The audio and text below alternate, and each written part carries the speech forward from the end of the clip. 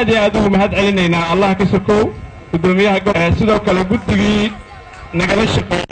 فرقلين تفاسكو آدي أنا مهندسك الدلك عن كيف هذا إن آخرنا أجل كوشو أدون كان أي كوشو نقول إيو عز إيه شرف وعن مدن رئيس الوزراء آدي أدو مهندسين كسو دواء عسيد الشعب إيو مامل قضي إيو مامو سياسي السلام عليكم ورحمة الله وبركاته. ومالين مقالة مقدشو رنتي تاريخ وين كروي بدونتا إن أنا سجون معدنا معها إن أنا دسني جد وأنا جايو مسؤولين تنقل عن جد الصبح مقالة مقدشو لقد دسي مجد هراء جوال لدسي عن فرنو وحان سجون بدو حيتهاي إن لفري جد أي دسان دتك الصومالية.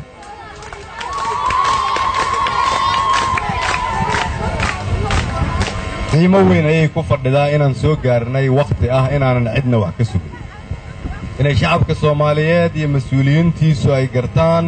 cidda kaliya oo dalkan dib u dhisi karta kaliya inay yihiin dadka Soomaaliyeed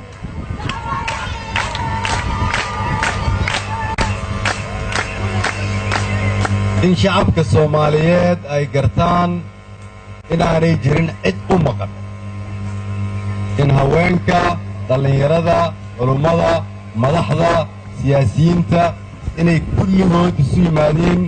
la tashadaan ganacsatadooda la dhiso jidadka waa wax runtii lagu diirsado taasina waxay tusaale ka tahay in dalkan rajadiisa ay soo laabato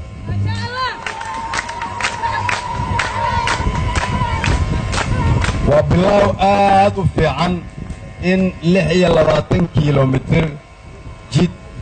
dhirkiisu uu gaarayo ay dhiseen dad Soomaaliyeed ama shirkad Soomaaliyeed qarashkeeda ay bixiyeen ganacsato Soomaaliyeed iyo gobolka Banaadir ay la kaashadeen waxaan dhihi lahaa waa bilow fiican waa dhaqan fiican laakiin waa inaan sii laabnaa sii toban laabnaa sii boqol laabnaa oo aan isku daynaa in aan magaaladan iyo magaalooyinka kale oo dhan ee dalka inaan jidadkooda dhisnaa annaguna aan dhisnaa cidna aan wax ka sugan haddii Ilaahay yiraahdo gudoomiyaha waa u mahad celinayaa ganacsatadana waa u mahad celinayaa haweenkana waa u mahad celinayaa waxaan idin leeyahay laakiin shaqadii hadday bilaabatay waxa aad samayseen waa bilow khayraysan waa bilow barwaaqo ah shacabka Soomaaliyeed meel walbay joogaan waxaan ugu baaqayaa way dhamaatay waqtigii dibadda wax laga sugi jiray way dhamaatay waqtigii aan gacanta horsan jirnay way dhamaatay waqtigii aan baryo u fadhin jirnay waa inaan annagu shaqaysanaa xoolaheena iyo xoogeennana waa inaan gelinaa kii xoolahayana waa inuu xoolo ku bixiyaa kii aan hayna waa inuu xoog ku bixiyaa kii aan xoog hayna waa inuu duco ku kabaa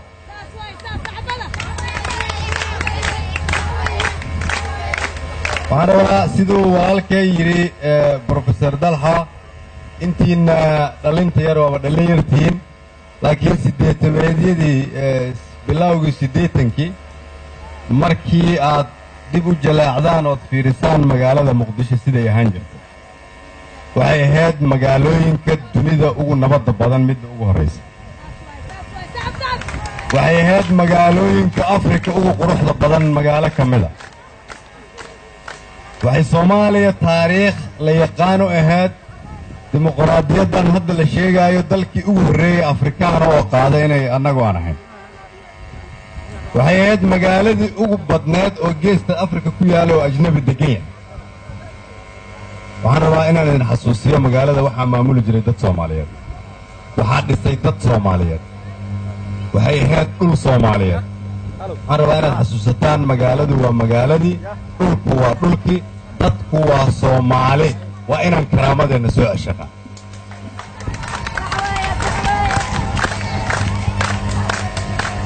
intaan baabi'i karna waa baaba'nay waa inaan dulqaad la'aanta samir ku beddelnaa waa inaan isnacaybka isjacayl ku beddelnaa waa inaan qabyaaladda Soomaalinimo ku beddelnaa waa inaan sharaf daradana qabsatay sharaf iyo karaamo ku beddelnaa وإنان أقبلنا دلكن إنان ودلنا وإنان أقبلنا مسوق ماسوق إنو يهي دبك أوه بدنا الناس وإنان أقبلنا مسوق ماسوق هدي أنا وحلقة قبل نبتقلية إنا وحلقة قبكري وإنان أقبلنا مسوق ماسوق هدي أن جوجنا وحا مسوق ماسوق أن قربني حولها مسوق ماسوق أن كجوجني إن مقالة جنود كيدين والكيدان لغو سكر شعبك الصوماليات waxaan u sheegayaa way dhamaatay waqtigii aan wax sugu jirnay way dhamaatay xisaabtan la'aantii ha aqbalinina gobolkana ha ka yeelina wasaarahana ha ka yeelina madaxweynahana ha ka yeelina weydiiya canshuurtii nala ka qaaday maxaa lagu bixiyey noo imaada na weydiiya annagaa ogol inaan la dhaqmo idinkana waxaan rabnaa inaan dhaqankan aan bilownay aan dhaqamo kale ku kordhino aan isku dayno sidii aan magaalada u nadiifin lahayn aan isku dayno si aan ugu gurman lahayn dadka soomaaliyeed oo dhibaataysan maanta soomaali abaar baa baabi'inaysa kaamamka haddaad aragto waad yaabaysaa gobollada soomaaliya haddaad aragto waa yaabaysaa haddii in karaamaa aan leenahay waxaan ka fikiraynaa dadkeenna inaan u gurman sidaan hore u sheegay sida aan dadka soomaaliyeed oo dhibaataysan ugu gurmanno waxay wax ka sheegi doontaa taariikhda ummadda soomaaliyeed haddaad rabtaan inaad ogaataan cidda ay soomaali tahay waa inaad ka jawaabtaan abaarta haddaad rabtaan inaan ogaanno cidda aan nahay dad naxariis badan isjecel diintooda aaminsan wax bixiyoo sidaqaysta maalintii ugu fiicneedoo la sidaqaysan lahayd maanta waxaan idiin sheegayaa aniga iyo madaxweynaha jamhuuriyadduba inaan diyaar nahay ma aha kaaraan iyo cabdulcasiis meel walba oo ay shacabka soomaaliyeed isugu yimaadaan inaan diyaar nahay inaan idiin nimaadno ma aha inaan xafiisyada fadhinno billa soomaaliya lagu dhex xirnaado wasiirada magacaaban waxaan u sheegayaa markii la ansixiyo waa in aad shacabkiinna la shaqaysaan wasiirka aan shacabka la shaqayna waa lala xisaabtamaya idinkuna la shaqayn waayo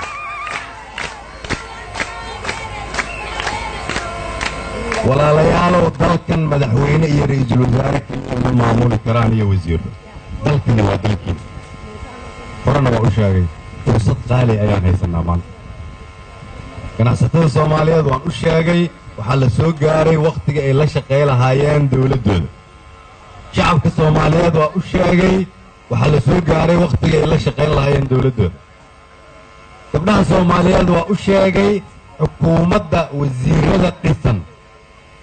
oo wasiirada waaweynan wasiir ku-xigeenka ahayn 6 wasiir ayaad ku leedihiin waa markii ugu horrayso sidaas usu muuqataan soo istaaga dalkiinna mas-uuliyaddiisa qaata waxaan idin leeyahay walaalayaalow ra'iisul wasaaraha iyo madaxweynuhu idinku wax idinkuma dhaamaan ma aha dadka ugu mudnaa inay dalkan hoggaamiyaan iyagaa nasiib u helay waxaa laga yaabaa idinku inaad naga aqoon badantihiin oo naga cilmi badantihiin waxaan diyaar u nahay inaan idin maqalno especially marka fikirkeenna uu kala duwan yahay waxaan diyaar u nahay taladiinna inaan qaadanno codadkiinna inaan qaadanno laakiin si madaxweynaha ra'iisul wasaaraha iyo madaxda waddanku ay idin dhegaystaan idinkaan idinka rabaa gubasha idinku dhegaysta lahaa inaad filisaan